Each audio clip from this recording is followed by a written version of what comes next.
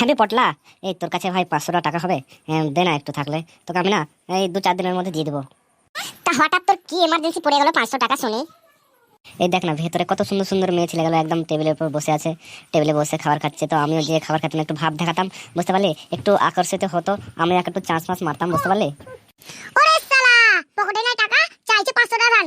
5 টাকা থাকলে তো আমি চা কিনে খেতাম, আর টাকা নেই আবার মেয়ে পড়াতে যাবে শালা গাধা। না, আমার কাছে 5 টাকা থাকলে হয়তো আমি চা খেতাম, তোর থেকে নাকি গাধা আমি?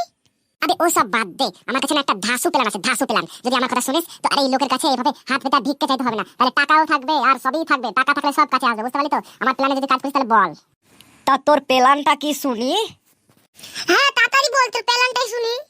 তাহলে শুন, শুনশান রাত, আমরা তিনজনই থাকবো, আর কেউ থাকবে না, আর শুধু থাকবে কুকুর ঘ্যাঁ ঘ্যাঁ করবে। শুন তাহলে, একটা মালদার বাড়ি দেখে একদম ঝিকঝাক বড় লোক দেখে, বুঝলি, ফুটুস করে একদম কোন রকম দেওয়াল ফেলে টেনে ডুমে একদম পার হয়ে যাবো, তারপরে ভেতরে ঢুকবো, বুঝতে পারলি তো? তারপরে একদম তিজুরিতে অ্যাটাক, বুঝতে পারলি তো? হ্যাঁ, তারপরে একদম ফুটুস করে নিয়ে একদম কেটে পড়বো, বুঝতে পারলি? তারপরে রাতের মধ্যে রাত বাদ দিয়ে তারপর সকালবেলা একদম আমরা করোড়পতি না হয় কমসে কম 1000 পতি।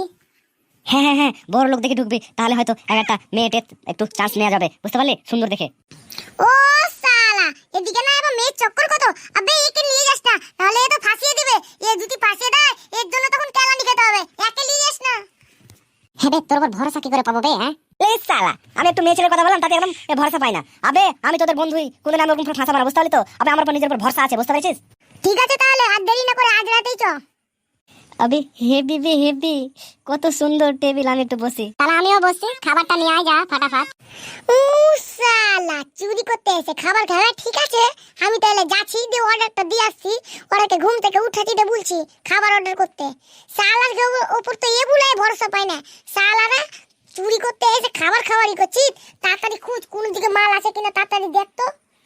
হ্যাঁ বে, বড় লোকেরা শালা বাড়িতে টাকা রাখে না নাকি, কোনো জায়গায় তো পেলাম না রে। লাস্টে হচ্ছে হাঁড়ি বাসন নিয়ে যেতে হবে, বুঝতে পারলি?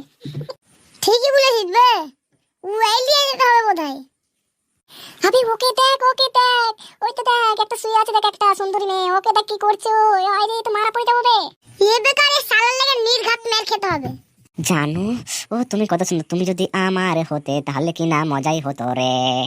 বাবা দাদা, কে কোথায় আছো, তাড়াতাড়ি এসো, আমাকে চুরি করে নিয়ে যাচ্ছে, চোরে চোর ঢুকেছে, চোর ঢুকেছে। তাই তো বলি, আমি একটা কিসের শব্দ পেলাম, কে জানে যে 3 চোর ঢুকেছে আমার ঘরে। আরে এ তো মশা চোর, এ তো আমার ছেলেই কাপি তোদেরকে হাতে চুট মশলে দিবে, মশার মতো টিপে রক্ত বার করে দিবে তোদের, বুঝতে পেরেছিস তো? যা রকেট, মেরে হাতের চকলেট বানিয়ে দে তো। ছোটকি, আর তুই চিন্তা করিস না, তোর উপর হামলা করেছে তো, আর চুরি করার প্ল্যান ছিল, দেখ আমি এদের কি করছি। আমি বাঁচাও, বাঁচাও।